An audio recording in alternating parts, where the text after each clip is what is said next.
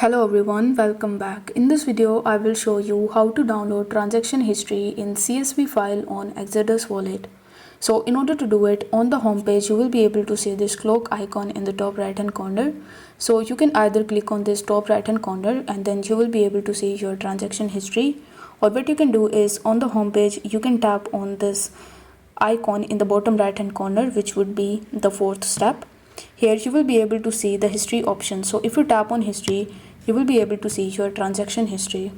Now in order to download it in the form of CSV file, you need to tap on the download button in the top right hand corner, and then if you tap on the open file, the file will be opened into your Excel application. So you just have to use that CSV file from there, and this is how you can easily download your transaction history from Exodus wallet. I hope the video was helpful, and if it was, then don't forget to like the video and subscribe to the channel. Thank you so much for watching.